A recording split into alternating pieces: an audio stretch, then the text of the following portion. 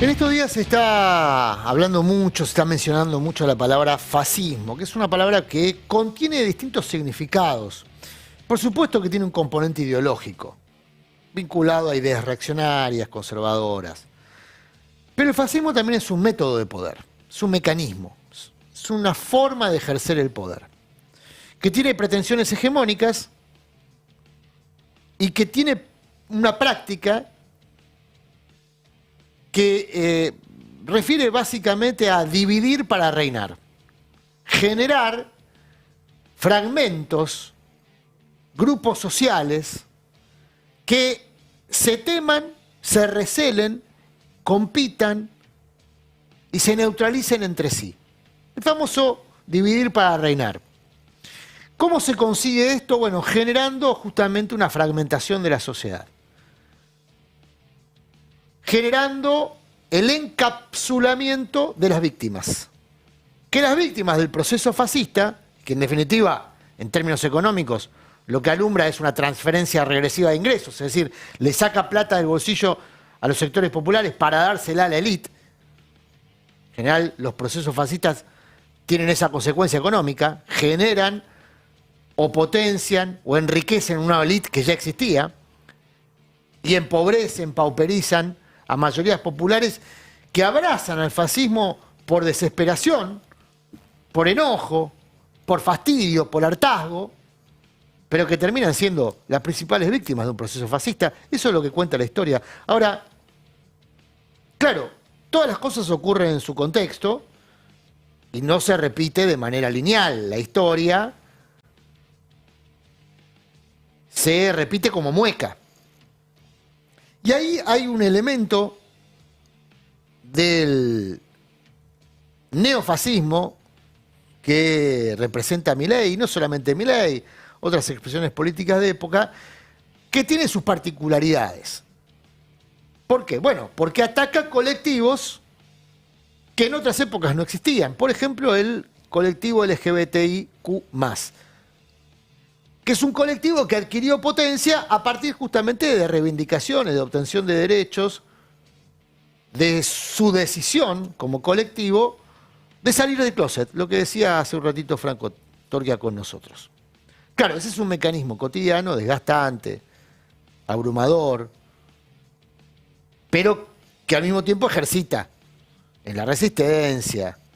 Y ese ejercicio de la resistencia es el que se va a manifestar el próximo sábado, a partir de las 4 de la tarde, cuando, convocado por el colectivo LGBTIQ+, se le va a decir no al fascismo, no al racismo. Y ahí hay un punto central de la convocatoria del sábado.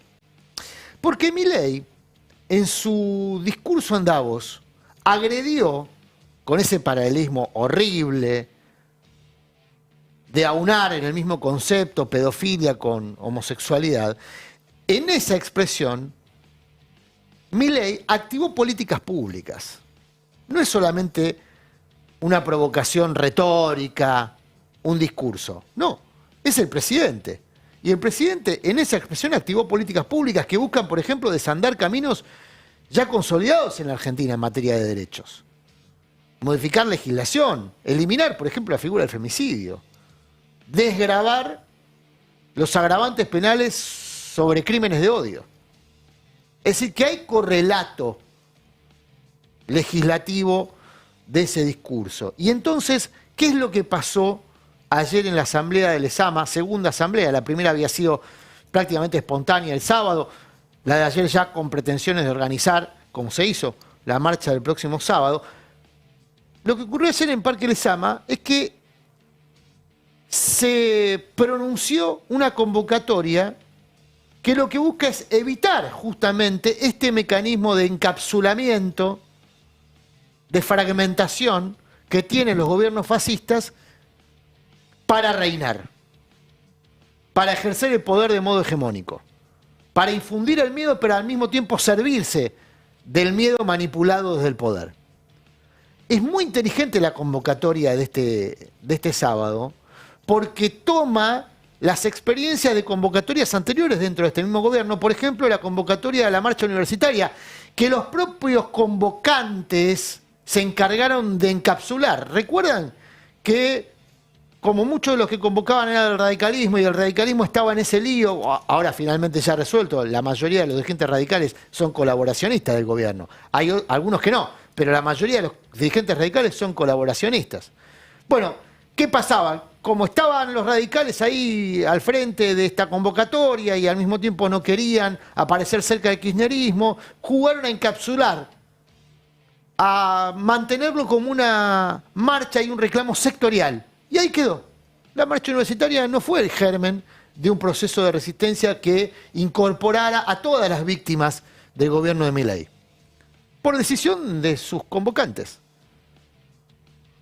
Bueno, para que no se repita esa historia, para que las víctimas empiecen a encontrar, las víctimas del gobierno fascista de Milei, que son múltiples, ¿eh? Hay trabajadores, hay trabajadoras, hay jubilados, jubiladas, hay alumnos, alumnas. Es decir, hay muchas víctimas fragmentadas del gobierno de Milei. Bueno, para que esas víctimas empiecen a tener un cauce común, en principio en la resistencia, para frenar el daño y eventualmente para la construcción de una alternativa, la convocatoria de la marcha del sábado es una convocatoria plural, multicolor, como la bandera LGBTIQ+. Es una convocatoria contra el fascismo y contra el racismo.